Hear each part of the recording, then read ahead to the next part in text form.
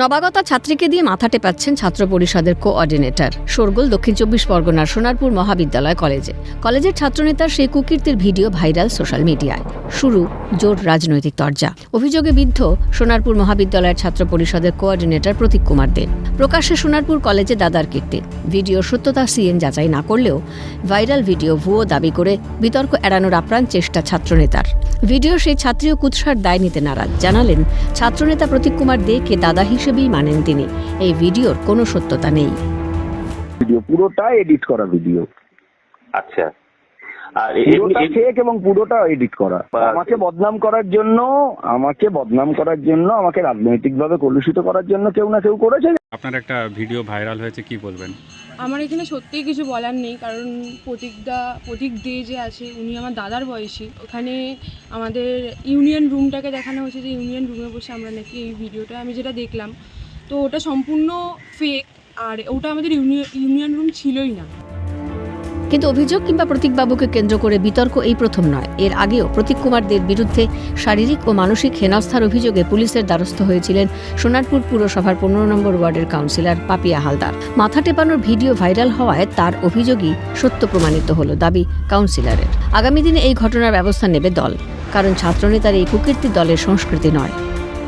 যে আমি এর আগেও ওর এগেনস্টে ওর কি কার্যকলাপ, আমাকে কিভাবে ফিজিক্যালি মেন্টালি হ্যারেস করা হয়েছিল সেই সমস্ত কিছু নিয়ে আমি জানিয়েছিলাম।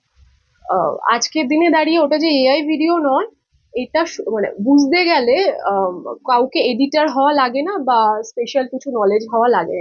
দেখুন, আমি বলবো যে এটা আমাদের তৃণমূল দলের সংস্কৃতি নয়।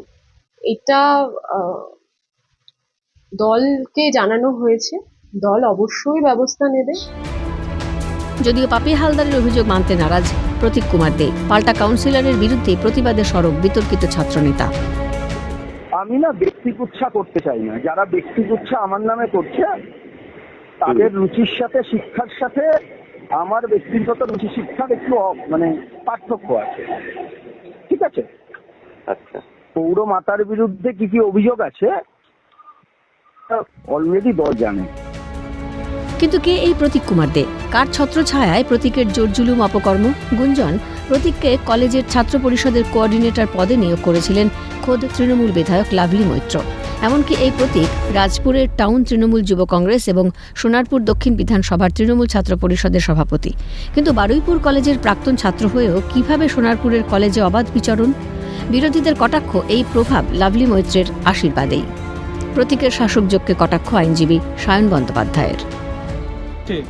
এত বড় ঘটনা ঘটে যাওয়ার পরেও, আরজি করের ঘটনার পরেও, সাউথ ক্যালকাটার ঘটনার পরেও প্রমাণ করে দেয় গভর্নিং বডির মাথায় বসে থাকা গভর্নিং বডির প্রেসিডেন্ট সোনারপুর দক্ষিণের বিধায়ক লাভলি মৈত্র, তার আশকারাতেই তার ডান হাত, তার বাঁ হাত, তার পোষ্যরা অবৈধ ইউনিয়ন রুমটাকে ছাত্রছাত্রীদেরকে দিয়ে বিভিন্ন রকমভাবে হেনস্থা করানোর কাজে লাগাচ্ছে। লজ্জা লাভলি মৈত্র, আপনি সোনারপুরের লজ্জা। কসবার আইন কলেজ কিংবা হাওড়ার নরসিংহ দত্ত কলেজের মতো কি শাসকযোগেই ছাত্রনেতার বারবারন্ত সোনারপুর মহাবিদ্যালয়? এই প্রশ্ন শুধু বিরোধীদের নয়, জবাব চাইছে এবার আমজনতা। তমাল সরকারের রিপোর্ট, ক্যালকাটা নিউজ।